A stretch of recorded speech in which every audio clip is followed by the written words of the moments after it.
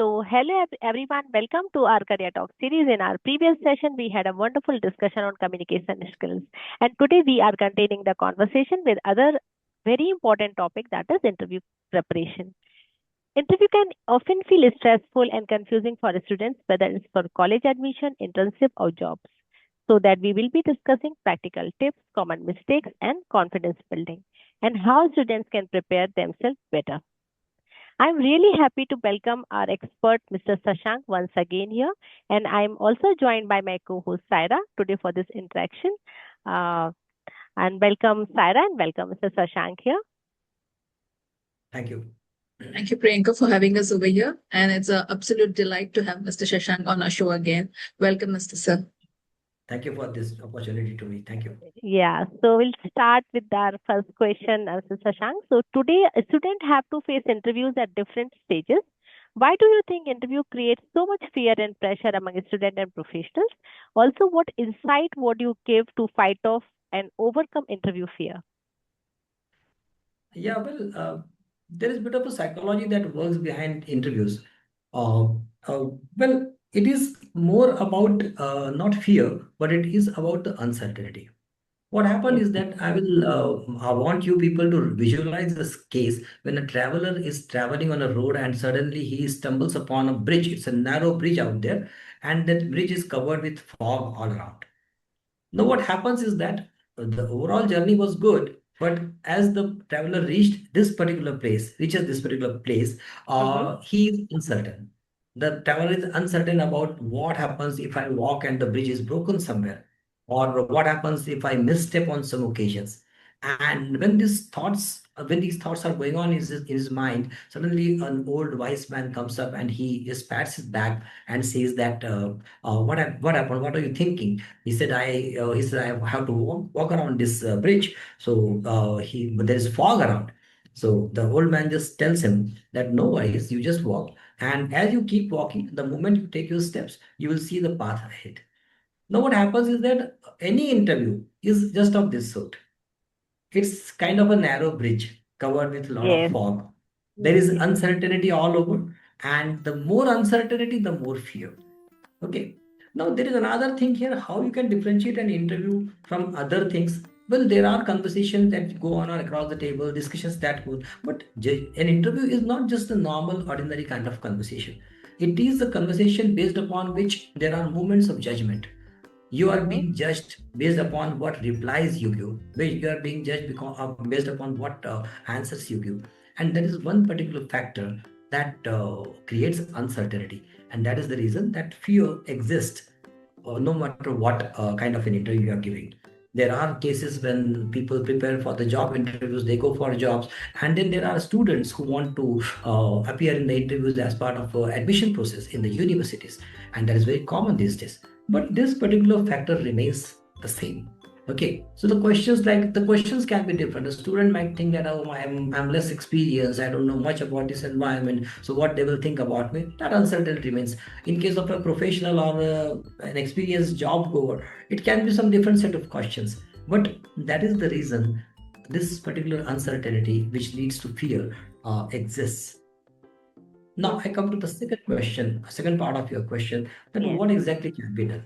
Now, understand one thing, whether you are attending an interview for a job or whether you are attending an interview for an admission, or whatever it is, one thing you can always keep in your mind, that an interview is not a test of your perfection. It is not a test of your perfection, it is a test of your suitability. How suitable you are for the particular intention with which you are going somewhere. Okay, and that suitability is the one thing that is being checked. Interviewer also knows that they are not, they are ultimately they are human beings and they want human beings to come and work there. So perfection is not a criteria there, but suitability is. So when these questions come up to your mind, try to impress the audience, the interviewer, but try to express yourself. There is a difference between creating an impression and creating an expression. Mm, Okay, so express how you can you can put forward your values and not try to impress the other person that, oh, I'll talk in this way, my speed of English can be good, I'll use heavy words so that the person can be impressed. No, you can be simple, your language can be simplistic, but your values should demonstrate in your talking. And when you do that, you can obviously be yourself, in short. So when you be yourself, naturally your fear factor goes away, and then you are much on dot, and then whatever answers come, let them come as well. So that is the only way out here. So keep stopping, just as the traveler, keep walking step by step, one step forward every time, and the road gets cleared in front of you. Yes. So let's explore a little further. What are the most common mistakes candidates make during interviews? Yeah, well, the number one and the major mistake, that not practicing. Yes. Okay, because for whatever kind of interview, again, I'll repeat that whatever kind of interview you are going, practice is required. Practice of what? Practice of how you are going to handle questions, how strategically you are going to think for a particular thing, how well you have designed your script for answering the questions. So these are some small things that help here. No, practicing does not mean just writing down on a piece of paper and then by hearting it. No, nobody wants mugged up answers from you. Nobody expects that Yes. you can just, Yes. yeah, nobody expects that. You actually can be natural on your part, but most important thing is practice. If there is lack of practice, it shows in your performance. The moment you enter the interview room, and if you are not practiced properly, it shows up right from the first question. So the best thing is only one thing, that is practice, practice, and practice. Now, is it right? I come to the, I just elongate that to this thing, that is it that when you are going to face an interview, you should practice? It is not the correct message. You should keep practicing for interview always, forever. Because if you want better opportunities, or if you think that I will have to face a job I'll have to face an interview for the university admission or college admission or something of that sort, the practice must go on. You cannot think that, oh, my interview is 1 year after, so why should I worry about it? No, you should start worrying from today itself. Dedicate 10 minutes, dedicate 15 minutes, no problem. But at least that is a work that you are doing on yourself. Okay, we keep working on many things, but we forget to work on ourselves. That is the only problem here. And when you are going for the interview, that is what that practice is actually, that is what going to help you in that particular environment. So the environment can be a bit challenging, it can be a bit new for you, but your practice will always stay with you. Understand that. So that familiarity about you about yourself develops when you practice a lot, and when that is there with you, then naturally you succeed in the interview. So that is one advice, and I would always say that practice a lot. That is number one mistake. Number two is that normally I have seen in the candidates, whatever kind of interview they are giving, but they give very long replies. Okay, try to cut short things. It Yes. is important to be articulate. There is an important word to be articulate. It is not important to be elaborate all the time. If you are articulate, you don't need to be elaborate. So articulation Yes. is again something that needs to be practiced, first on paper and then through your spoken words. So that is yet another thing. Normally, say if you are answering a question about hobbies, somebody has asked that what hobbies do you have? So you can just cut it short in 2 to 3 hobbies and quickly deliver it. Always set a time period that in this duration I am going to answer this question. If it doesn't work that way, then it eventually starts boring the audience. They feel frustration kind of thing, and it also shows that you are not clear in your mind what exactly is there. So try to articulate your answers so that you finish the questions off in a particular duration. That is number two. And number three, understand the purpose behind the question. Somebody is asking you a question, so what is the intention behind it? That also needs to be understood. And all these things happen when you practice well with your questions, when you practice well with your answers as well. So practicing means what? Practicing is not just words, not just written words, but also speaking them out, but also orating in your own voice. That is how it happens. When this happens, your practice does well, and eventually your confidence also raises by a certain degree. So consistent practice is important, most important. You got it right. Yes. So that brings us to our important question. One commonly used first question is, tell me about yourself.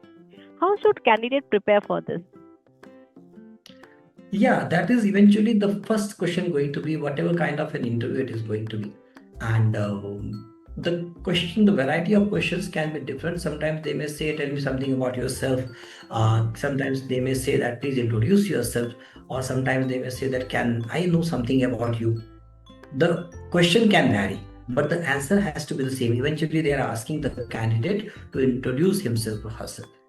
Now, the first thing again comes up, it is very much connected to the previous answer that I gave. Your introduction should also have a time limit. And the ideal way, the ideal time duration to introduce yourself, 60 to 90 seconds. Is 1 minute to 1.5 minutes. That is a standardized way of introducing yourself. Why? Why this time limit? Because that is actually the duration in which is more than enough to get across yourself, to tell the person what exactly you want to say and what. Now understand, I'll just refer this to another example here. We all go to movies, right? We all go and watch movies. And you remember we have you earlier it used to be that there were trailers of upcoming movies. Have you watched this, Saira and Priyanka sometime? No, when the trailer is made, they have this thing in their mind always that though we don't have that much of time that we tell the whole story of the upcoming flick to them or everything about that, how our songs, whole songs, everything, but at least the trailer should give an idea about what type of story, what story it is based on, and yeah, exactly, and what are the salient features, the attributes that actually can persuade people, the viewers, to go and watch them. That is exactly what. And your introduction is very much in resemblance to a trailer. When you introduce yourself, it is a trailer that you cannot tell everything about you in the 60 to 60 seconds. So 90 seconds, oh, this is my hobby. My father is a doctor and everything, and he has a clinic, and then I come from this family and everything. You cannot cover everything with that. But the particular things that are needed and what the particular things that are expected out of you when the interviewer is asking this question, that needs to be put upon. Again, what I'm saying is that there's a lot of work involved in this. But once you do that, you don't have to do it again and again. So please make sure that your trailer is so attractive and so impressive that the audience are naturally they are persuaded to watch the movie. To watch the whole movie. Okay. That's all. Yeah, interesting actually. So time duration is one thing, obviously. So try to cover up things which are needed. I mean, one thing is obviously who are you? That's one. What exactly you are doing right now? Where do you come from? And what is your intention? Why are you there in this interview? Okay, so for example, the person is going to join a technical, it's an interview for an IIT or somewhere. So the person should be very clear that why this person wants to go into IIT, why technology is his taste, and how the taste develop for that. So these all things can be covered in 60 to 90 seconds, and that is what the expectation is out there. Thank you. Yeah, I mean, that's one of the most fearful questions, but the easiest question. So how you take it, as you said, the trailer matters the most. Okay. Along with this, I would also like to ask, how important is the confidence and the body language important in an interview of a candidate? How does he portray himself in the best of the body language and confidence? Okay, well, when we talk about, say, body language or other things, confidence, let us refer it to communication. Body language is a non-verbal form of communication, speaking, or eventually you are doing communication only in both the cases. Now, if you are focused on yourself and you are focused on your answers, the body language naturally follows. If you are very much conscious about body language, that, oh, I should say it like this, or I should say it like this, or how I should say it. So if you are so much of conscious about it, then your confidence is going to shake. So let it be natural as it is. Like, say for example, I am talking to you right now, but my hands and gestures are coming as with the flow of the sentences. So that is yet another thing that is to practice. But yes, when your body language is right, when your words are, when body language is following, your gestures are following the words, your confidence is also high, and naturally you display a very good communication skills in front of the audience. Yeah. So that are very much closely linked. If you then naturally that shows in your performance also. But again, needs practice. Keep practicing. When you practice the spoken words, also practice your body language. That what kind of how hands are moving. Take a help of some expert or somebody in your family In whom fact, you trust, it's and good just to try to then practice make in them front of the observe. mirror Try as to well. Exactly. Feedback is important. All of us have done that. You have done that. I have done that. All of us have done that at some point of time. And a candid feedback is essential in this case. But once that is done, I think the success is definitely there. Yeah, completely understand that. Yeah. One more important scenario. What does a candidate do when he's completely blank in an interview or he's stuck up in the interview? Yeah, it is again. First of all, understand that eventually you are a human being. You are not a supernatural person. So getting stuck in an interview is again a natural kind of thing. But no problem. Take your time. Take a pause. Take 2, 3 deep breaths, or if it is needed, ask for a glass of water. If there's a glass of water kept, you just leave that. No problem. Because the interviewer also understands that. But eventually, whenever you thought that you are getting stuck or somewhere, just continue with whatever comes to your mind after that. Okay, because it is not I mean, it is about you. The interview is all about you. So it is, if it is some technical kind of an issue that has happened out there, let it be that way. But if it is you that you are feeling stuck from inside, it's psychological pressure you are feeling somewhere, no problem. Take a deep breath, take a small pause at this moment, and then again go on with it. So that can always happen with anybody. It can happen with anybody. I mean, yeah, that is yet another thing, that you are eventually you are a human being, and this is a situation through which thousands of people have gone, lakhs of people have gone, and you are just another case here. So the moment you try to pace yourself with the situation, and the moment you realize that this is yet just another interview, what happens? One psychology that works behind is that the fear of failure. Again, the same thing, like what happens if my answers are not good? Eventually, I don't do. Oh, that is the worst thing going to happen. Nothing more than that will happen. Okay, what will happen?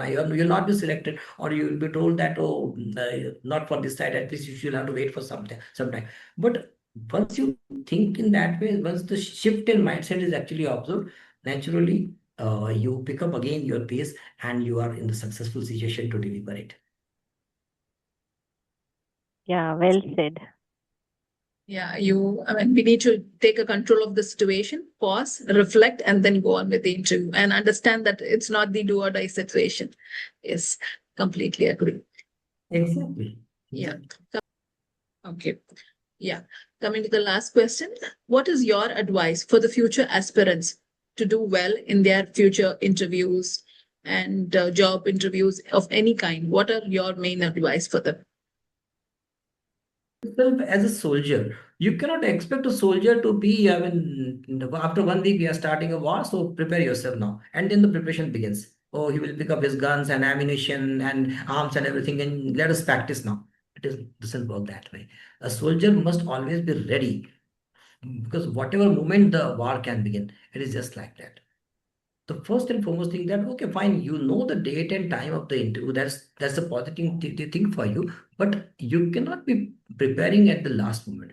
Keep practicing. Okay? Just as just now Priyanka added that consistent practice is needed. So keep consistently practicing for the interview.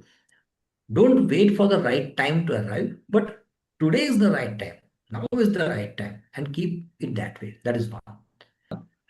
Practice articulation, try to bring some synchronized answers, this thing. And one more important thing that I would like to point out here is, always go through the website of the organization or the university that actually you are going to be with, because the more aligned you are yourself, your skills and your experience and your personality is, or with the other people's, with the organization's vision or mission, it gets better for you when it comes to interview. So it is just that we say that adaptability is one thing, fitting suitability is one thing. Well, how that comes, how does suitability or adaptability comes? That is only when you align yourself, your skills, your education, your experience, and yourself with the organizational goals. So once that happens, you are definitely found quite fitting for the particular position or for the particular admission that you are looking forward to. That is yet another thing I would like to say. And lastly, it is again, it is not a showcase of your knowledge, or it is not a showcase of your how good you are as compared to others. It is not that way. It is you against you. It is you are comparing yourself only. It's your competition with competing with yourself. That is the most important thing here. That's So the your point. suitability and your compatibility with the requirement matches a lot here. So if these things are taken care, and if the questions, the meaning behind the questions, the crux behind the questions is understood, I think there should be no problem that you are fittingly okay for the particular admission or particular interview that you are looking for. That was beautiful insight, sir. On the whole, we understand that interview preparation is nothing but just prepare ahead, just go with your own self, and just take the control of the situation, be yourself. Thank you so much. I think that would be really helpful for all our future aspirants who are looking forward for the interviews in the coming days. Thank you so Yes, much, yes. sir. Yeah, thank you, Shashank sir. Thank you, Saira, for this interesting conversation. Definitely. Priyanka and Sarah, you have been such, good podcast organizers that I'll say that. And the questions were good. The questions should be very helpful for the audience as well. And thank you Definitely. so much for giving me this, having me and giving me this opportunity to come up for your podcast. Pleasure Thank is you. ours. Always. Yeah. Thank you, sir. Thank you. Thank you Thank so you. Have much. a good day.